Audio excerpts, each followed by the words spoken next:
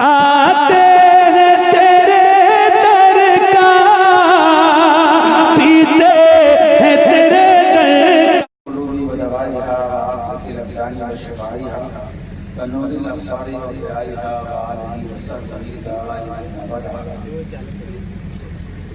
Stage کے دروازہ عبداللہ مقتدر مفتخر معزز مکرم علماء و شورا، ہماری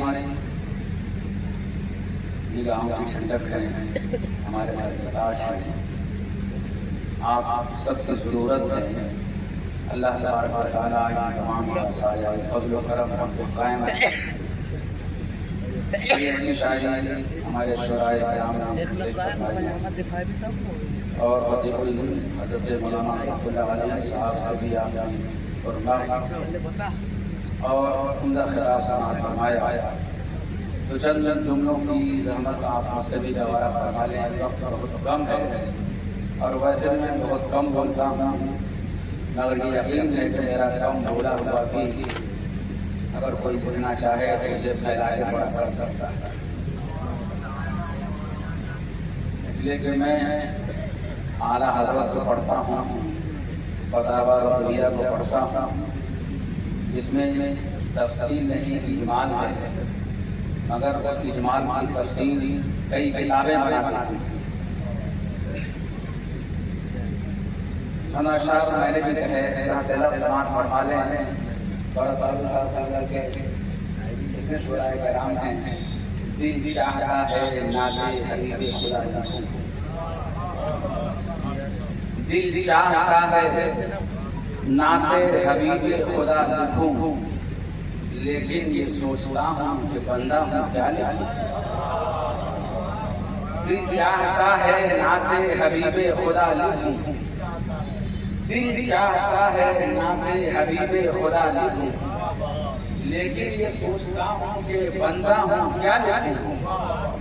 عکس جمال حق لکھوں یا آئینہ لکھوں، عکس جمال حق لکھوں یا آئینہ لکھوں، یا کچھ بھی لکھ نہ پاؤں تو سر خدا لکھوں، یا کچھ بھی لکھ نہ پاؤں تو سر خدا لکھوں. اور تیسرا مسئلہ ہے کہ اچھا یہی ہے رب کا ہی لکھا ہوا لکھوں.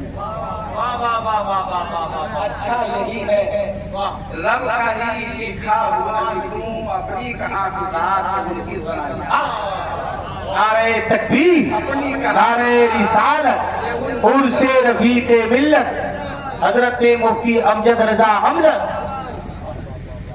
اور شعر آ گیا تھا کہ جو منکرین عظمت سرکار ہیں جو منکرین عظمت سرکار ہیں انہیں قرآن کی زبان میں تبت یدا، قرآن کی زبان میں زندہ باد. جو منکرین عظمت سرکار ہیں انہیں قرآن کی زبان میں تبت یدا لکھوں.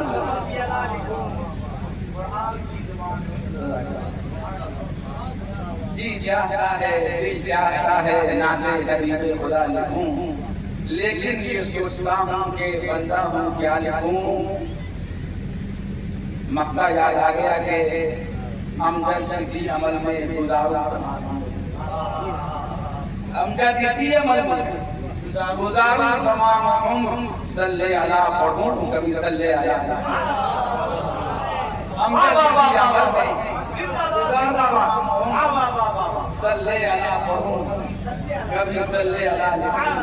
اچھا یہی ہے رب کا ہی لکھا ہوا لکھوں، اپنی کہاں اشار کے مجھے درود پاک پڑھیں. اللہم صلی علی سیدنا مولانا محمد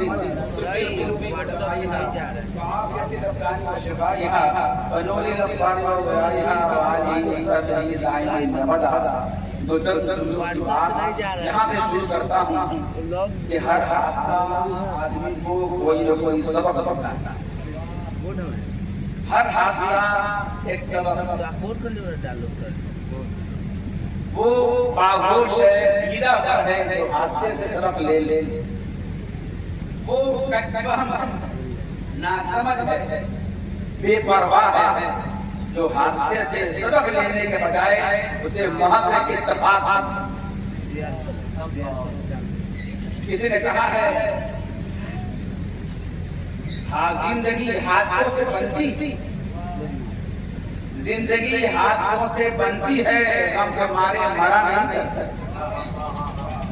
غم کے مارے مرا نہیں کرتے، زندگی حادثوں سے بنتی، بلکہ کسی نے اس سے آگے اور بڑھ کر کہا کہ جیسے جیسے حادثے دادے ستم دیتے، جیسے جیسے حادثے دادے ستم دیتے گئے ویسے ویسے اور محکم جستجو ہوتی تھی۔ مومن کے دل حادثوں سے ڈرتا نہیں ہے، بلکہ وہ حادثے کی آنکھ میں آنکھیں ڈال کر کے زندگی کی رمق تلاش کرتا ہے۔ ہر حادثہ کچھ دے کے جاتا ہے، لینے والا چاہتا ہے۔ نماز پڑھ کے نکلے، ٹھوکر لگی، اتفاق بھی ہو سکتا ہے، لیکن پیچھے مڑ کے دیکھنا ضرور چاہیے کہ یہ ٹھوکر ہمیں لگی ہے۔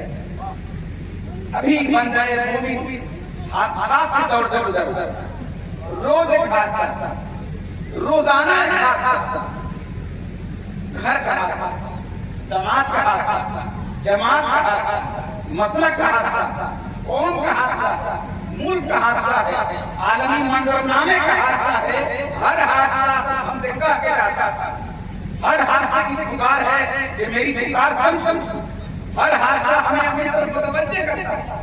میں ایک نقش چھوڑ کر کے جا رہا تھا، اگر تم نے اس نقش سے کچھ حاصل کرنا چاہا، ممکن ہے تم کسی حادثے سے اپنے مستقبل کو سنوار سکتے، یہی حادثہ تمہاری زندگی بنا بھی سکتا ہے۔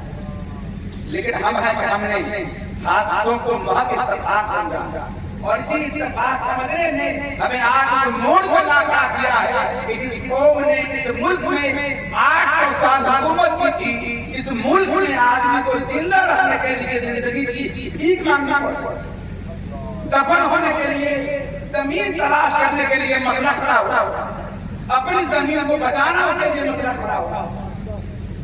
یہ اتفاق سمجھنے کا نتیجہ ہے، دشمن کو قربت یوں ہی نہیں ہوتی، اگر کوئی انگلی پکڑے ہم اسے اتفاق سمجھیں، کلائی تھام لے اتفاق سمجھیں، گردن پکڑ لے اتفاق سمجھیں۔ اگر ہم نے اپنے انگلی پکڑنے کے دن ہی یہ سمجھ لیا ہوتا کہ یہ انگلی بھی گردن تک بھی اس کا ہاتھ پہنچ سکتا ہے، یہ اس کا انگلی پکڑنا، تو آج یہ دین نہیں آتے کہ کوئی سادھو نے کہے مسلمانوں کو بھی جلا دو، دین دم